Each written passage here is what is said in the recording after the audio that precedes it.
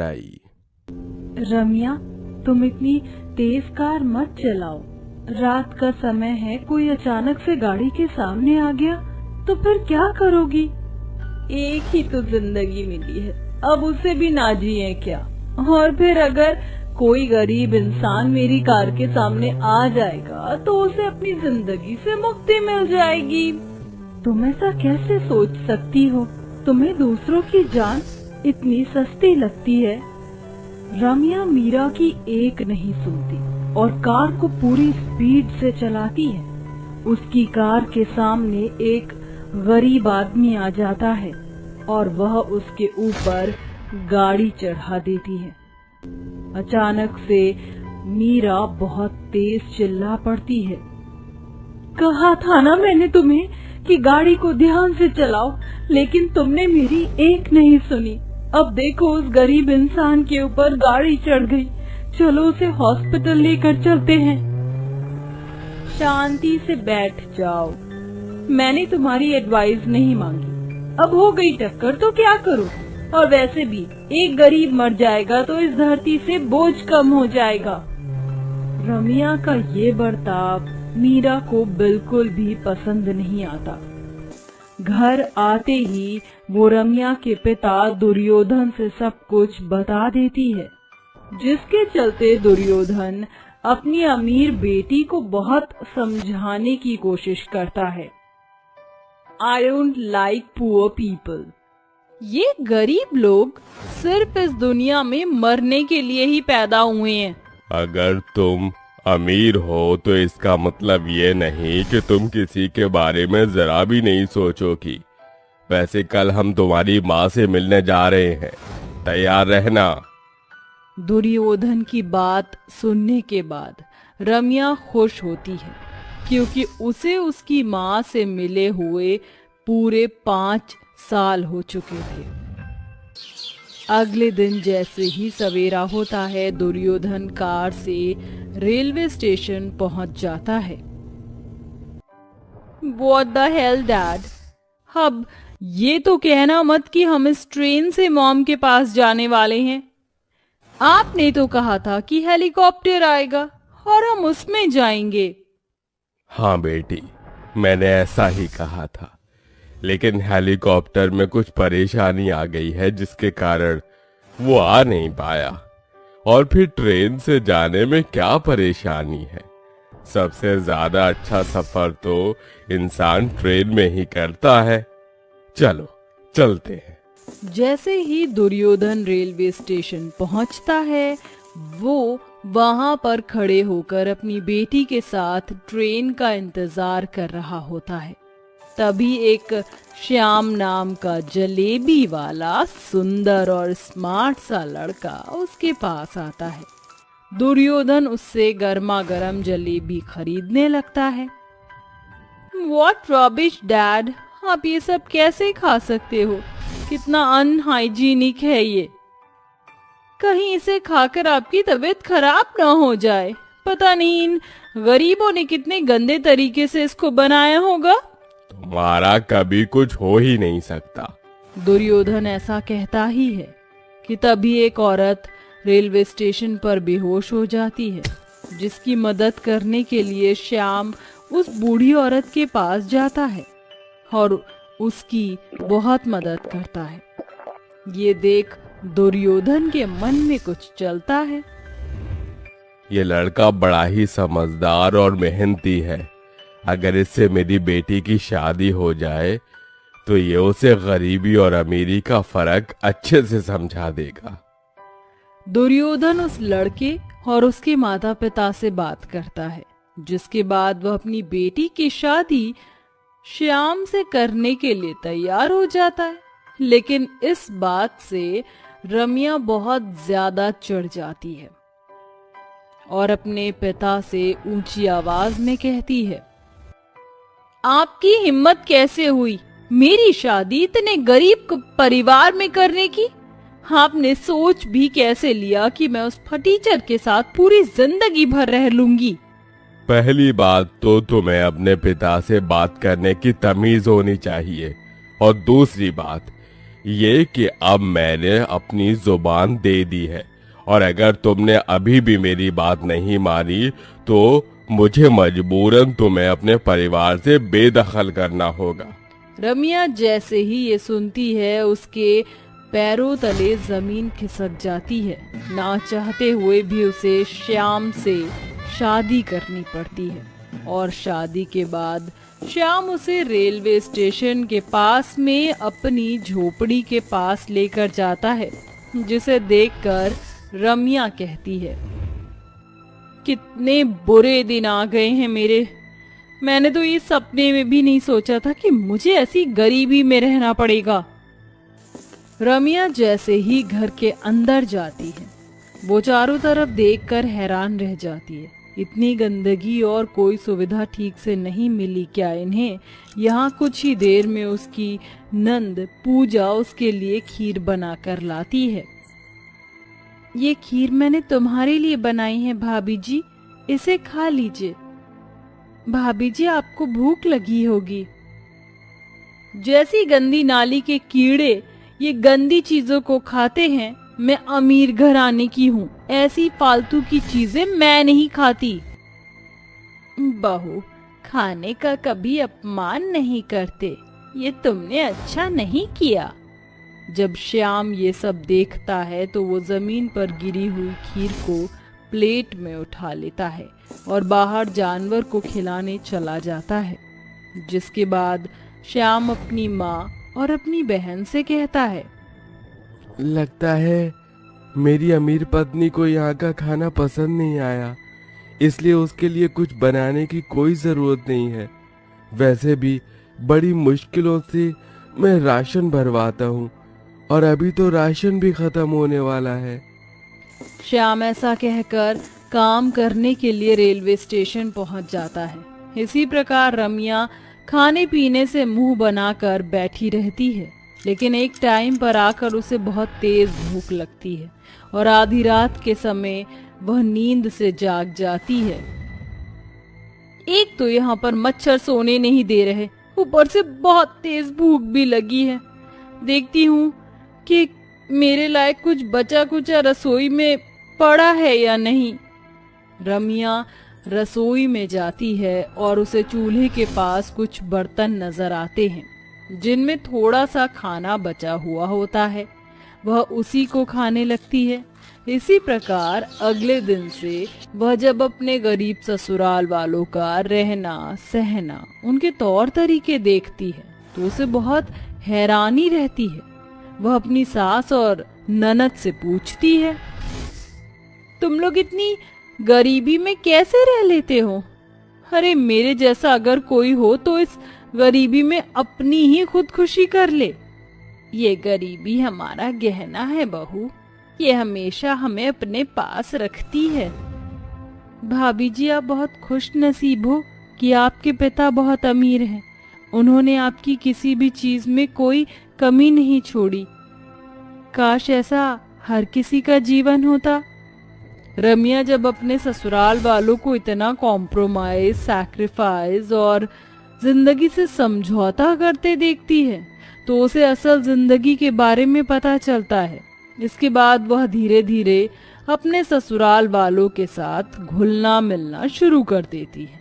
अब वह घर के सारे काम भी करती और समय समय पर अपने पति और अपनी सास के लिए खाना भी बनाती है। इसी दौरान वह गर्भवती भी हो जाती है। एक दिन ममता अपने बेटे श्याम से कहती है, श्याम बेटा, ये बहू का 6वां महीना चल रहा है और अभी तक तुम्हारे ससुर तुम्हारी पत्नी की गोद भराई की रस्म करने नहीं आए। वो तो बड़े लोग हैं, उन्हें इन सब के बारे में क्या पता होगा। माँ, कोई बात नहीं, आप अपनी ही तरफ से अपनी बहू को शगुन दे देना। ममता के पास तो इतने पैसे भी नहीं थे कि वह अपनी बहू को शगुन के तौर पर कुछ दे सके। उस दिन रमिया बहुत मायूस होती है। उसे अपने पिता की बहुत याद आ रही होती है। वह रेलवे स्टेशन पर अपने पति श्याम को खाना देने जाती है। तभी ट्रेन से उसके पिता दुर्योधन निकलते हैं और उसे देखकर हैरान हो जाते हैं। रमिया, इतने दिनों बाद तुम्हें देख रहा हूँ। तुम ठीक तो हो ना? तुम्हारी बहुत याद आ रही थी। रम्या अपने पिता को देखते ही बहुत खुश होती है और उन्हें गले से लगा लेती है। पिताजी, मुझे भी बहुत याद आई आपकी। क्या आप मेरी गोद भराई करने के लिए आए हो? रम्या को अपनी गोद भराई की रस्म की बहुत ज्यादा एक्साइटमेंट होती है। तभी दुर्योधन के पीछे से उसकी माँ भी निकल कर आती है। मेरी बेटी अब बड़ी हो गई है। यकीन नहीं होता, तुम बड़ी होकर बहुत सुंदर और प्यारी लग रही हो। तुमने गरीबी को अपनी आंखों से देखा है, ये बहुत बड़ी बात है। ये जिंदगी का बहुत बड़ा सबक है बेटी। और हाँ, हम यहाँ तुम्हारी गोद भराई की रस्म पूरी करने आए हैं। रम्या जिंदगी में पहली बार उस दिन सबसे ज्यादा खुश होती है और उसके माता पिता रेलवे स्टेशन पर ही उसकी गोद भराई की रस्म को पूरा कर देते हैं और उसे शगुन देते हैं। उस दिन के बाद से दुर्योधन अपने दामाद यानी श्याम की बहुत मदद करता है और उसे अपनी कंपनी का CEO बना देता है, जिसके बाद उनकी परेशानियां धीरे धीरे खत्म हो जाती हैं।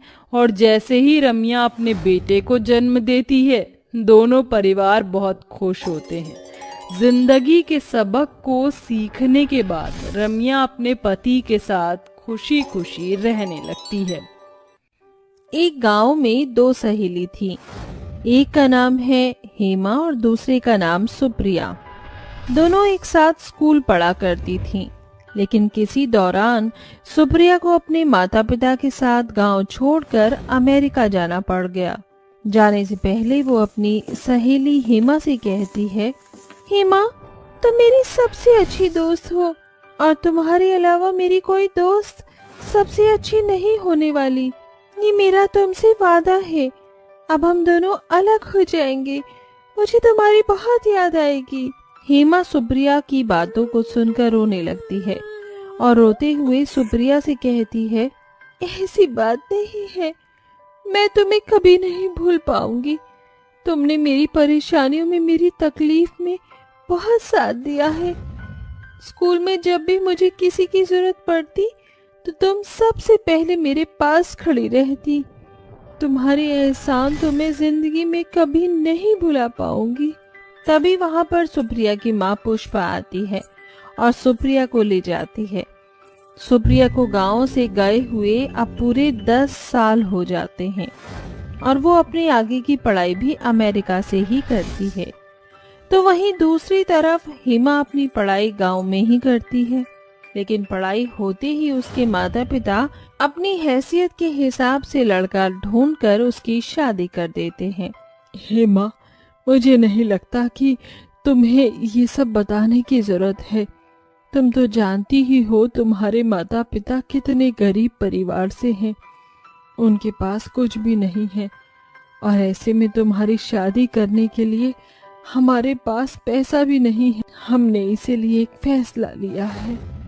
देख बेटी, तेरा पिता इतना गरीब है कि तुझे सिर्फ एक जोड़े में ही दूसरे घर भेज सकता है। अपने पिता का मान सम्मान रख और शादी कर ले।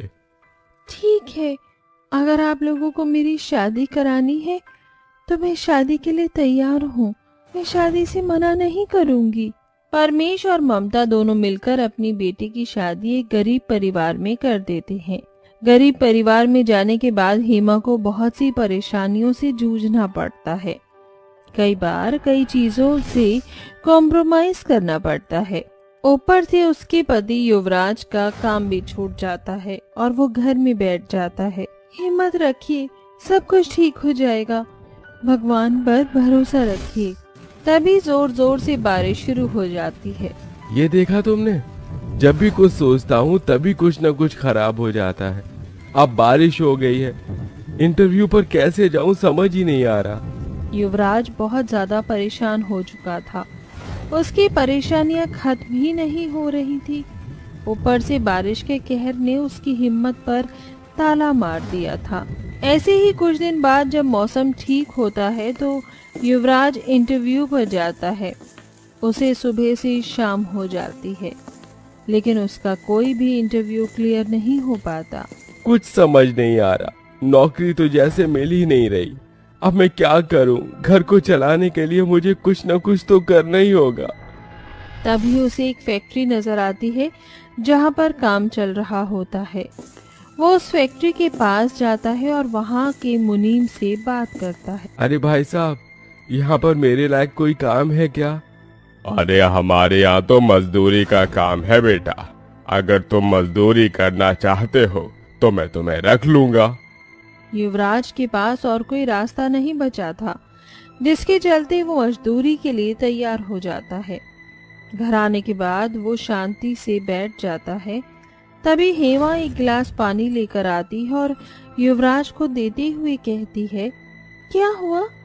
आपके माथे पर सिलबटे और चेहरे पर बहुत ही शिकन नजर आ रही है। सब कुछ ठीक तो है ना? आज भी आपका कोई इंटरव्यू नहीं हो पाया? युवराज कुछ कहता उससे पहले ही उसके घर की छत टपकने लगती है और छत से टपकता हुआ पानी उसके गिलास में आकर गिर जाता है। देखा तुमने, बस इसी चीज की कमी रह गई थी। युवराज टपकती हुई जगहों पर टूटे फूटे बर्तन लगा देता है। तभी उसकी माँ पार्वती उससे कहती है, घर में राशन नहीं है बहू, खाने में क्या बनाएगी? माँ, आपने मुझे नाम तो राजा महाराजाओं वाला दे दिया, लेकिन काश भगवान ने आपकी झोली में मेरी किस्मत भी बिल्कुल मेरे नाम जैसी ही लिखी होती। खैर, आप चिंता मत कीजिए। अभी तो बाहर बारिश हो रही है, बारिश जैसे ही धीमी हो जाएगी तो मैं कुछ जुगाड़ करता हूँ। युवराज ऐसा कहकर शांत हो जाता है। इसके बाद युवराज बारिश के रुकते ही राशन लेने के लिए चला जाता है। वहीं अपने घर के बाहर हेमा रुके हुए पानी को नाली की तरफ झाड़ू से निकाल रही होती है। तभी वहां उसकी पड़ोसन पारुल आ जाती है। अरे हेमा बहन, मैं तुम्हें काम बताने आई हूँ। हमारे गांव के मुखिया के घर पर उनकी बेटी की शादी है और वहां पर कुछ काम धंधा करने वाली लड़कियां चाहिए। मैं सोच रही थी कि तुम्हें अपने साथ ले चलो, इसी बहाने तुम कुछ पैसे कमा लोगी। ये तो तुमने बहुत अच्छा सोचा है। आज वैसे भी हमें पैसों की बहुत ज्यादा जरूरत है। कब चलना है मुझे तुम्हारे साथ? बस तुम अपने घर का काम निपटा लो, उसके बाद हम चलते हैं। हेमा घर के सारे काम जल्दी से निपटा लेती है, जिसके बाद वो पारुल के साथ मुखिया के घर पहुंच जाती है। वो वहां पर काम कर रही होती है कि तभी वहां पर एक उसकी सहेली सुप्रिया उसे देख लेती है और उसे रोककर कहती है, अरे हेमा, आखिरकार तो मुझे मिल ही गई। मैंने तुम्हारा कितना इंतजार किया, तुम्हें यहाँ वहाँ ढूंढा, लेकिन मुझे तुम कहीं भी नहीं मिली। अरे सुप्रिया, क्या ये तुम हो? मुझे तो यकीन ही नहीं होता। दोनों सहेली एक दूसरे को गले से लगा लेती हैं। जिसके बाद सुप्रिया हेमा से कहती है, मैं यहाँ मेरी सहेली की शादी में आई थी। दरअसल अब तुम इतने सालों बाद मुझे मिली हो तो मैं सोच रही थी क्यों ना अब मैं तुम्हारे घर पर ही आ जाऊं। कुछ दिन हम साथ बिता लेंगे और मुझे यहाँ होटल भी नहीं ढूंढना पड़ेगा। हाँ हाँ, क्यों नहीं, ये तो तुमने बहुत अच्छा सोचा है। चलो, तुम्हारा सामान कहाँ है? मुझे दे दो, मैं लेकर चलती हूँ। हेमा अपनी सहेली सुप्रिया को अपने साथ अपनी ससुराल ले आती है, जहाँ सुप्रिया उसका घर देखकर अचंभित रह जाती है, लेकिन अपनी सहेली हेमा से कुछ नहीं कहती। ये मेरा और युवराज जी का कमरा है, तुम यहाँ पर आराम से सो जाना। रात के समय यहाँ पर जब बारिश होती है तो पानी नहीं टपकता, तुम यहाँ चैन की नींद सो पाओगी। हेमा ऐसा कहकर उसे कमरे में छोड़ आती है और अपने पति के पास आकर उनसे कहती है, युवराज जी, मेरी सहेली मुझे कई सालों के बाद मिली है। मैं नहीं चाहती कि उसे पता चले कि हमारे घर में दाने दाने के लाले पड़े हैं। आप कुछ कीजिए और राशन लेकर आइए ताकि मैं अपनी सहेली के लिए कुछ बना सकूं। ठीक है, चिंता मत करो, तुम्हारी सहेली को कुछ पता नहीं चलेगा। युवराज ने पहले ही कई लोगों से उधार ले रखा था, जिसके चलते उसके आसपास के दुकान वाले उसे उधार राशन भी नहीं देते। ऊपर से उसे उसके दोस्त उधार पैसे भी नहीं देते, जिसके चलते वो गांव के मुखिया के पास जाता है और अपनी सोने की अंगूठी उसके पास गिरवी रख देता है।